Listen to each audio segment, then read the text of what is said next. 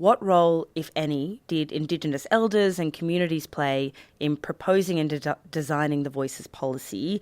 Media has reported that some communities haven't even heard of the Voice, and that makes me worried that this is another policy cooked up in Canberra.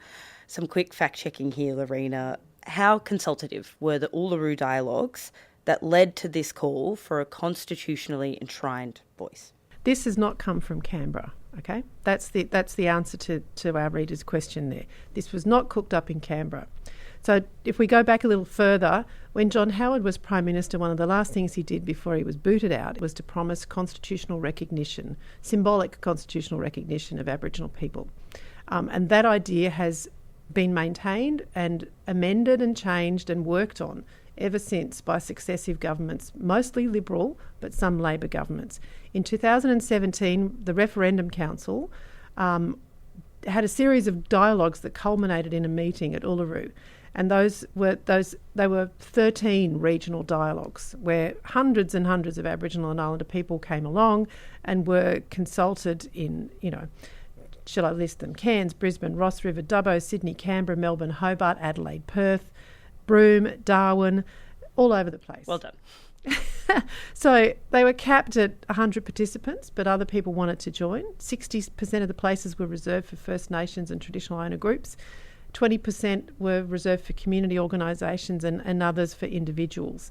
And then out of all of that, there was the Constitutional Convention at Uluru where 250 people came together and they signed the Uluru Statement from the Heart. And that has been underpinning all of the work from then to now. The No campaign has really jumped on this idea that it wasn't consultative. They've been saying that the Voice to Parliament is being pushed by elites as some sort of power grab, and also in their essay this week, they say the process has been rushed and heavy-handed, and they claim, as evidence there was no constitutional convention to properly consider options and details. Kerry, how does that stack up against? I think you'd find that proportionately per head of population, there was a much wider consultation amongst Indigenous people about the what became the Uluru Statement from the Heart than the consultation that went into the writing of our constitution as a nation. I don't think you need to say much more than that, but the truth is there was very, very significant consultation around Australia, and of course not every Indigenous person was consulted. Of course they weren't. How could you possibly? I've also written about, my personal history and the experiences of the immediate generations before me. So to consider any Aboriginal person who's succeeded in the country that we live in now as some kind of elite is beyond offensive. And to call somebody like a Megan Davis an elite or a Marcia Langton an elite. Megan Davis grew up with a single mum in one of the toughest urban environments in Australia, in the city of Logan, in the area of Logan, which is a part of Brisbane. Marcia Langton has talked about the abject poverty in which she grew. There are those who want to bring them down, who want to somehow debase their credibility for their own ends, would have us believe that they're elites. There are few things in this debate that make me angrier than that, because it is such a fundamental lie. I mean, I've said my grandmother used to say she was born behind barbed wire in a prison camp, and grew up on a really strict Anglican mission in far northwest New South Wales. She got a year of schooling in her life, delivered with the cane by the mission manager's wife, not even a teacher, and they sent her off to work at 14 as a shearer's cook.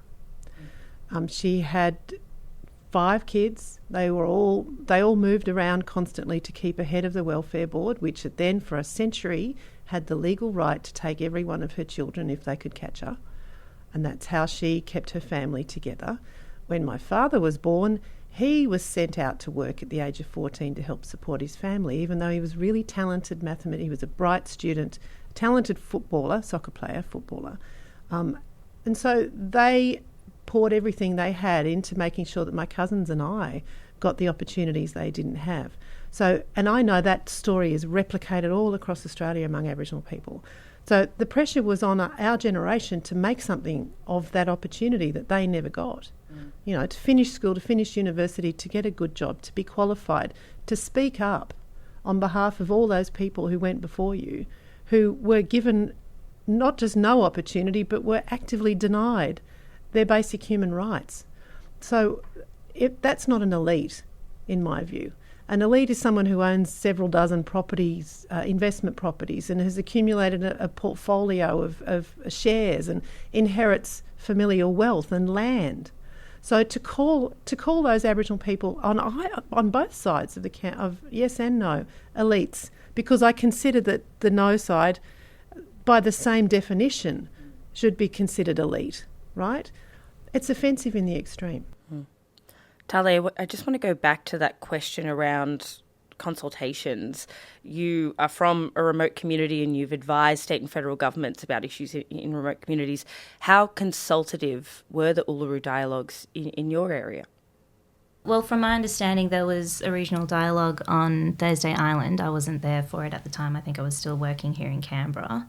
But I think what people forget is that one physical regional dialogue isn't the start and end of a conversation. We have regional leaders who have been working on issues and talking about having a say on many issues across the board for decades. And, just because there is one physical consultation doesn't mean that is the be all and end all of a conversation relating to something as big as the voice or having a greater say on policies and issues that affect us.